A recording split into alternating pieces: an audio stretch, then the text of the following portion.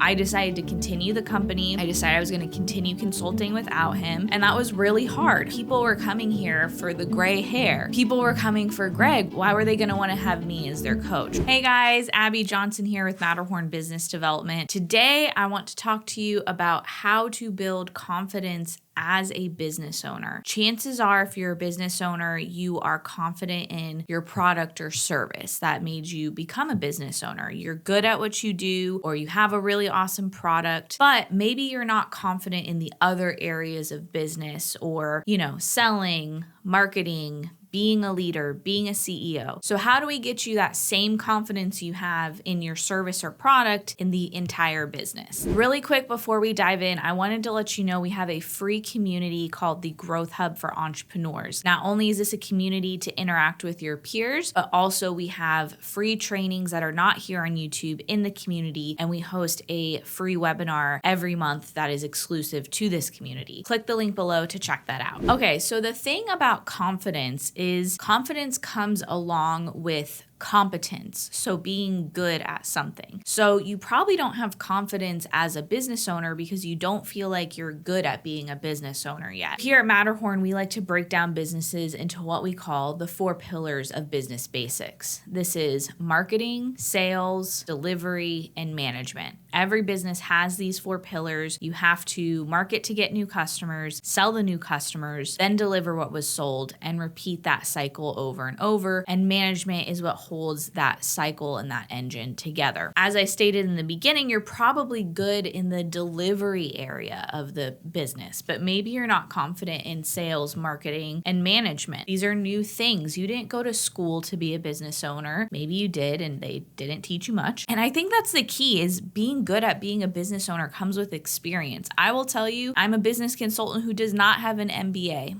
I will say that right now, because I'm sure there's some technicalities you can learn from an MBA, but really it comes from the school of hard knocks.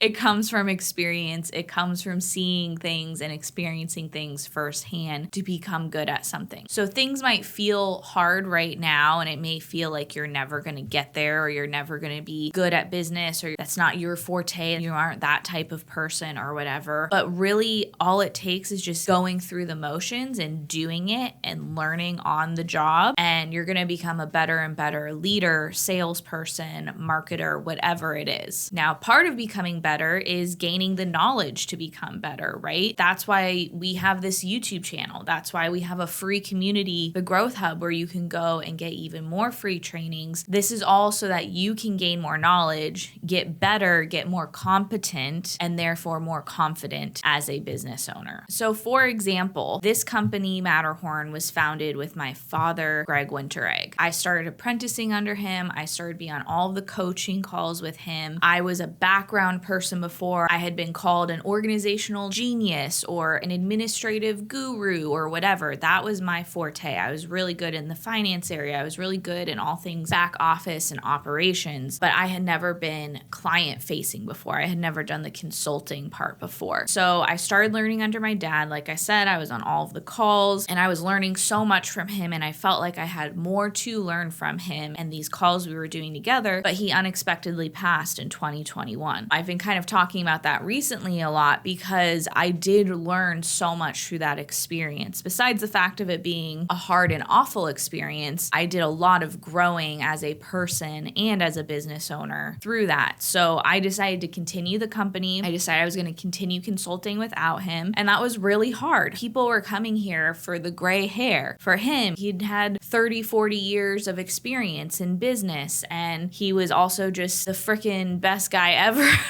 People were coming for Greg. Why were they going to want to have me as their coach, right? That was my own thoughts, right? That was my own viewpoint. That was my own fears or whatever coming out. And what was interesting was we had a client sign up. He was scheduled to sign up, and he said, okay, I'm going to make my first payment on this date. And most people don't actually make their payment when they say they're going to make it. We have to follow up and kind of make it happen. So my dad passed away, and he didn't know yet because he wasn't following us on social media and all of that. And the guy made his payment. So I called him and I said, look, I'm sorry, but like Greg passed away, and if you want, I can give you your money back or whatever. And he was like, well, actually, I wanted to work with you because I need help with Asana. I need help being better organized. And I think that your skills are actually what I was looking for. Greg is great, and I was looking forward to speaking with him, but I want to work with you. And that was really eye-opening for me and what gave me the push to go in this direction. And my point with all of this is I just had to do it. I had to do it whether I was scared or not. And I had to get the experience and the wins of doing business coaching and being a business owner by myself. I had to just experience it and do it. And that is how I gained the confidence in it. It's a little bit like, I don't like the phrase fake it till you make it. It was a little bit of that, but I like looking at it more like do it scared. Do it whether you're scared or not, or get comfortable with the uncomfortable. Get comfortable putting yourself in uncomfortable situations. I hated sales calls. Some people are born with sales in their blood. That's like my brother Neil, who you see on this channel. He was like selling things at age 12. That was not me. But I was pushed into sales out of necessity for being the business owner, leader, and CEO of this company. And I absolutely hated it. But all I had to do was keep doing it, keep learning, keep getting better at it. And now I don't mind sales calls. They're just another part of my day. Hopefully not for long because I'm training someone else to take them over.